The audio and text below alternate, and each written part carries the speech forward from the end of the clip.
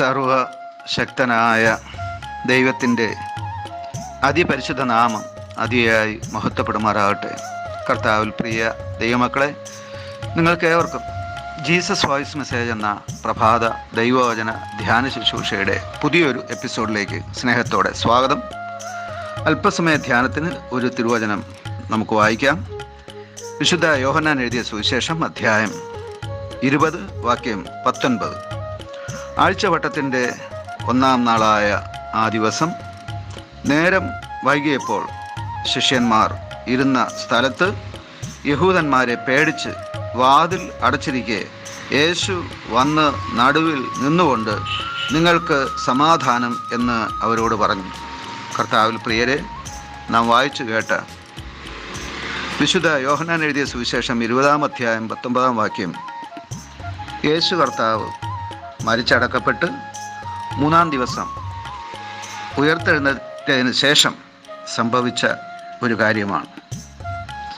യേശു താൻ പരസ്യ ശുശ്രൂഷയിൽ ജീവിച്ചിരിക്കുമ്പോൾ പറഞ്ഞിരുന്നു, യഹൂദന്മാരും അതുപോലെ പരീശരും സദൂക്യരും മറ്റുള്ളവരും ചേർന്ന് എന്നെ പീഡിപ്പിക്കുവാനും ക്രൂശിക്കുവാനും ഇടയാകും. എന്നാൽ ഞാൻ 3-ാം ദിവസം ഉയർത്തെഴുന്നേൽക്കും. യേശു പറഞ്ഞതുപോലെ തന്നെ ഉയർത്തെഴുന്നേറ്റ് ഇവിടെ വളരെ ഭാരത്തോടെ ഇരുന്ന, വളരെ ഭയത്തോടെ ഇരുന്ന, വളരെ ദുഃഖത്തോടെ ഇരുന്ന ഒരു ചെറിയ സമൂഹത്തിൻ്റെ മധ്യേ പ്രത്യക്ഷനാവുകയാണ്. ആഴ്ചവട്ടത്തിൻ്റെ 1-ാം നാൾ, ഇന്നത്തെ ഭാഷയിൽ പറഞ്ഞാൽ ആഴ്ചവട്ടത്തിൻ്റെ 1-ാം നാളെന്നാൽ ഞായറാഴ്ച എന്നാണ്. ആ സമയം ഈ ശിഷ്യന്മാർ ആയിരുന്ന അവസ്ഥ ഇവിടെ പ്രസ്താവ്യമാണ്. നേരം വൈകിയ അവസ്ഥ എന്ന് പറഞ്ഞാൽ ഇരുട്ടിൻ്റെ അധികാരത്തിൻ്റെ സമയം. ഇത് പലപ്പോഴും നമ്മെ ഭീതിയിലേക്കും ആദിയിലേക്കും ആകുലതയിലേക്കും നടത്തുന്ന സമയമാണ്. 2, ശിഷ്യന്മാരിരുന്ന സ്ഥലത്ത് യഹൂദന്മാരെ പേടിച്ചു എന്ന് നാം കാണുന്നു.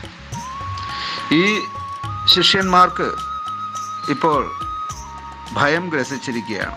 കാരണം തങ്ങളുടെ ഗുരുവിനെ ക്രൂശിൽ തറച്ചിരിക്കുന്നു.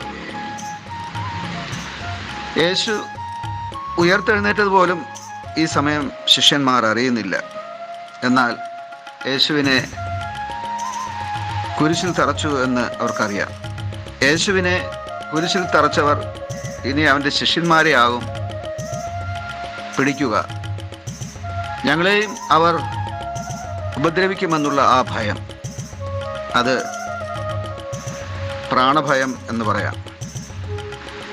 മൂന്നാമതായി അവർ ആയിരുന്ന ആ സാഹചര്യത്തെക്കുറിച്ച് അവിടെ പറഞ്ഞിരിക്കുന്നത് വാതിൽ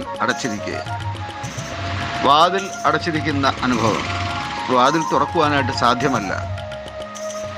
വാതിൽ തുറന്നാൽ ഒരുപക്ഷെ ശത്രുക്കൾ വന്ന് അവരെ ഉപദ്രവിക്കുവാനിടയാകുമെന്ന ഭയം. ഇങ്ങനെ ഈ 3 വിധത്തിലുള്ള സാഹചര്യത്തിൽ അവർ ആയിരിക്കുകയാണ്.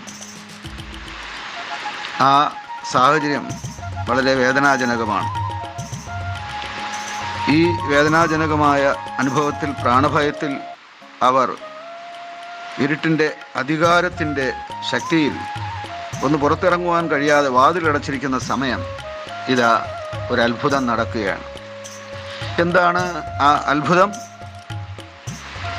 അവർ എല്ലാവരും അറിഞ്ഞതും കണ്ടതും മനസ്സിലാക്കിയതുമായ ആ സത്യം, അതെ, യേശു അവരുടെ മുന്നിൽ പ്രത്യക്ഷനായിരിക്കുന്നു.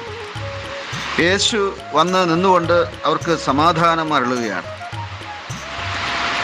അവർക്ക് മനസ്സിലായില്ല എന്താണ് സംഭവിക്കുന്നത്. അപ്പോൾ യേശു വിശദീകരിക്കുവാനായിട്ട് തുടങ്ങി. നിങ്ങൾക്ക് സമാധാനം, പിതാവ് എന്നെ അയച്ചതുപോലെ ഞാനും നിങ്ങളെ അയക്കുന്നു എന്ന് പറഞ്ഞു.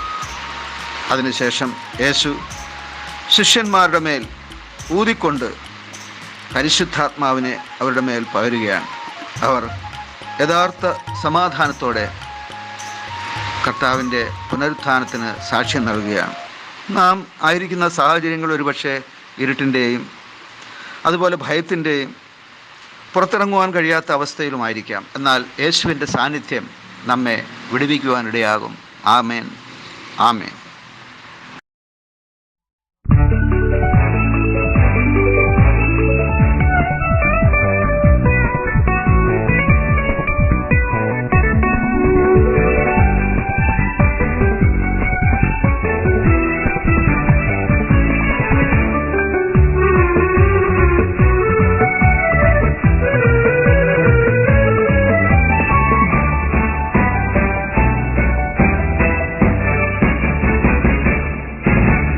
ആത്മാവിൻ ശക്തിയാൽ അനുദിനം നടത്തും യേശുവന്റെ കൂടെയുള്ളതാൽ ഇനി ക്ലേശങ്ങളിൽ എന്റെ ശരണമവൻ, ഭൂവിലേതും ഞാൻ ഭയപ്പെടില്ല. ഇനി ക്ലേശങ്ങളിൽ എന്റെ ശരണമവൻ, ഭൂവിലേതും ഞാൻ ഭയപ്പെടില്ല. എന്റെ ദൈവത്താലേ സകലത്തിനും മതിയായവൻ ഞാനെന്നറിഞ്ഞിരുന്നു. എന്റെ താഴ്ചയിലും സമൃദ്ധിയിലും ആത്മാവിൻ ബലം എന്നെ നടത്തിയിടുന്നു. ഞാൻ ലജ്ജിതനായി തീർന്നിടുവാൻ ഇടവരില്ല. എന്റെ ആവശ്യങ്ങൾ അറിഞ്ഞെന്നെ നടത്തിയിടും താൻ. ഞാൻ ലജ്ജിതനായി തീർന്നിടുവാൻ ഇടവരില്ല. എന്റെ ആവശ്യങ്ങൾ അറിഞ്ഞെന്നെ നടത്തിയിടും താൻ.